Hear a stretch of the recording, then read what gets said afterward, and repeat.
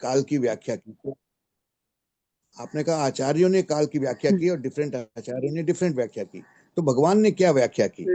अंत में आपने बताया समय को तो भगवान, समय के प्रवेश को भगवान ने सामायिक कहा, तो काल के बारे में भगवान ने क्या कहा? ये नहीं मेंशन, ये प्रश्न।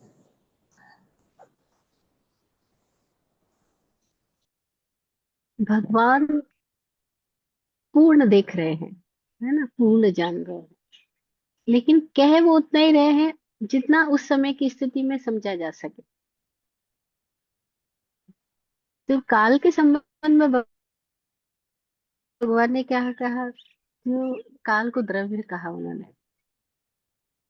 और सारे परिवर्तन का मतलब ही काल कहा। इसलिए कहा ना, काल का गुण क्या है? तो कहा वर्तना लक्षणों कालो, वर्तन ही काल का लक्षण है। तो काल का मतलब परिवर्तन बोला। ये महावीर का ही दिया हुआ ज्ञान है जो हमें मिला है।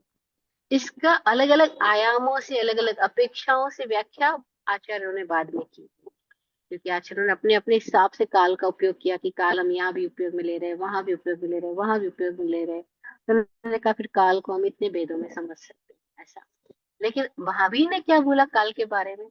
ऐसा है ना, ज्ञानी पुरुष तो संकेत दे देते हैं, सूत्र देते हैं, सूत्रों का विवेचन पीछे के लोग करते हैं, टीकाएं पीछे के लोग लिखते हैं। ज्ञानी तो एकदम संक्षेप में बात करते हैं, सूत्रात्मक फॉर्मूला में बात करते हैं। तो महावीर ने फार्मूला में काल को रखा। उन्होंने कहा द्रव्य गुण पर्याय है, और पर्याय परिवर्तन यानी काल, क्योंकि काल है तो ही पर्याय हो रही है, परिवर्तन हो रहा है।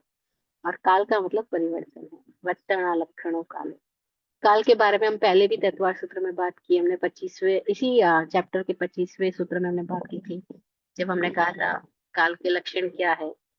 तो वर्तना परत्वा परत्वे च कालस्य, हमने सारी बात की थी। तो भगवान ने ही काल द्रव्य की बात कही, और बाकी के आचार्यों ने खाली उनकी व्याख्याएं करी, अलग अलग अलग अलग अपेक्षाओं से इनके भेद प्रभेद बताए हैं। लेकिन भगवान ने ही काल के बारे में बताया कि काल है, और वह अद्धा है। अद्धा है मतलब बस क्षण है, समय मात्र वह है। और समय को उन्होंने बताया कि इसको गिना ही नहीं जा सकता, क्योंकि हम एक पुतली, एक पलक झपके उतने में असंख्यात समय बीत जाते हैं। यानी समय इतना सूक्ष्म है कि हम उसको पकड़, इंद्रियों से तो पकड़ ही नहीं सकते हैं। तो इंद्रियों के पार भी जाना जा सकता है, महावीर ने कहा।